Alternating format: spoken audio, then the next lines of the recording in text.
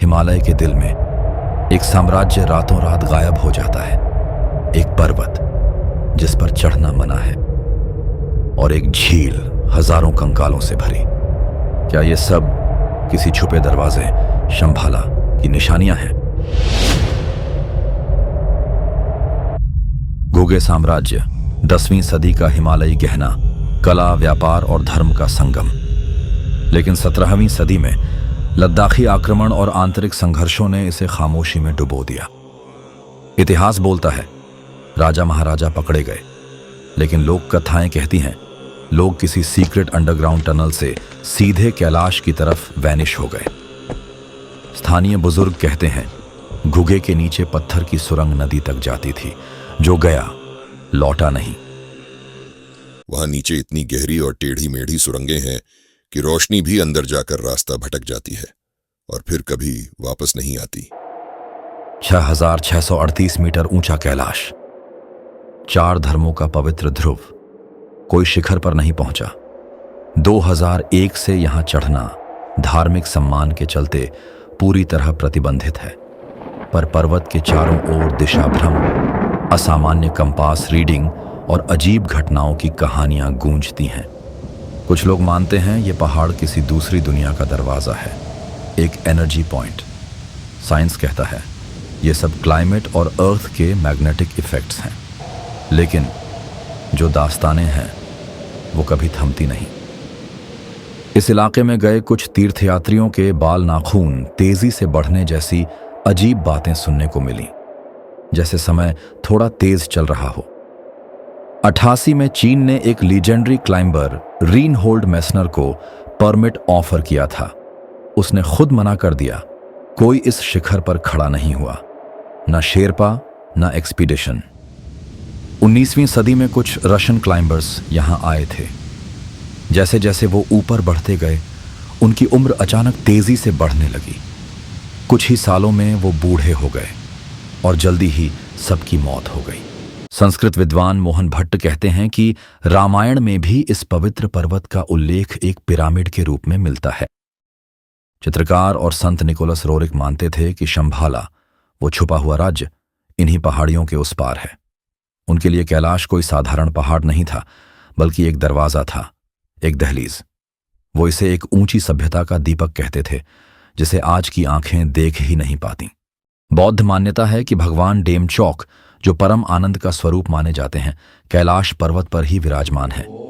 वहीं हिंदू परंपरा में विश्वास है कि इसी शिखर पर भगवान शिव अनंत समाधि में लीन है। 5000 मीटर ऊंची झील रूपकुंड 800 से अधिक कंकालों से भरी। 2019 के डीएनए अध्ययन में 2 अलग अलग कालों के अवशेष मिले। दक्षिण एशियाई और भूमध्य सागरीय वंश के लोग सदियों के अंतराल में यहां मरे।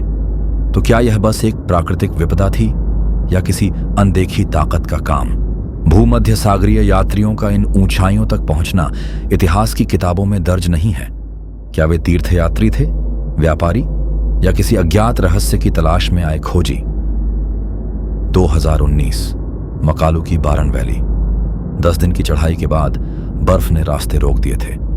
उसी दौरान इंडियन आर्मी की एक पार्टी के साथ चलते हुए एक नेपाली पोर्टर ने बाईं ढलान पर इशारा किया। ये थी के निशान? Indian army, major Sushant Singh ने कहा। हमारे सामने बर्फ में 50 से ज्यादा पदचिन्ह एक सीधी कतार में, हर निशान एक जैसा आकार, स्ट्राइड मापा तो लगातार समान दूरी, ऊपर नीचे ढलान पर थोड़ी कमी बढ़ोतरी, जैसा सामान्य चाल में होता है। निशान झाड़ियों के ऊपर से भी एक ही आकार के बने थे, मानो कोई भारी कदम सीधे उन पर पड़ा हो। पदचिन्ह एक हवा से तराशी बर्फीली गुफा तक पहुंचे। मुहाने पर ताजा मल दिखा, बालों के रेशे नजर आए। हमने सैंपल बैग में कलेक्ट किया, टाइम लॉग लिखा, पर वापसी में अचानक उठा व्हाइट आउट, रोप में स्नैग और नमूना दरार में खो गया। आगे एक उफनते नाले ने रास्ता काट दिया। टीम को रिट्रीट करना पड़ा। कैमरों में फोटो वीडियो, नोटबुक में गिनती और माप, सब सुरक्षित रहे। पर सच वही है जो मेजर कहते हैं, येती बोलना वैज्ञानिक रूप से जल्दबाजी होगी, पर इतना तय है कि उन ऊंचाइयों में कुछ बहुत बड़ा चल रहा था। बाद में एक ट्वीट ने शोर मचा दिया। बहस, सियासत, व्यंग्य। और उस साल हिमालय ने जिंदगियां भी लीं। फाइलें ठंडी पड़ गईं, पर कांच सी बर्फ पर उस दिन जो कदमों की लाइन दिखी वह आज भी हमारे सवालों से लंबी है। 1925 में रॉयल जियोग्राफिकल सोसाइटी के फोटोग्राफर N.A. टोम्बाजी ने जेमू ग्लेशियर के पास बिना कपड़ों के इंसान जैसे चलने वाले प्राणी को देखा। नीचे उतरकर उन्हें दोपहर में उसके पद चिन्ह भी मिले, साफ बाइपेड जैसे। 1951 एरिक शिप्टन की मशहूर फोटो ने दुनिया भर में हलचल मचा दी। बर्फ पर उभरे।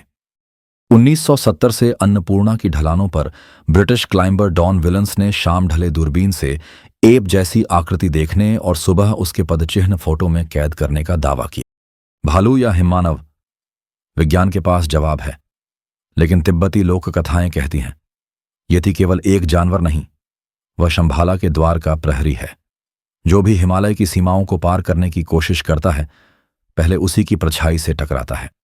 कुछ साधु मानते हैं येती असल में आशियों का रूपांतर है, जिन्होंने मानव शरीर छोड़कर इन पहाड़ों की रक्षा का व्रत लिया। कुछ कहते हैं ये प्राणी ही गुप्त सुरंगों और शाश्वत नगर के रक्षक हैं, और अगर सचमुच कोई द्वार है तो वह इन पद चिन्हों के किनारे कहीं छिपा है। अगली कड़ी में हम ढूंढेंगे महाभारत का अश्वत्थामा और शिकारियों को जो शंभाला की तलाश में सब कुछ दांव पर लगा देते हैं। बने रहिए फ्लोर 13 के साथ।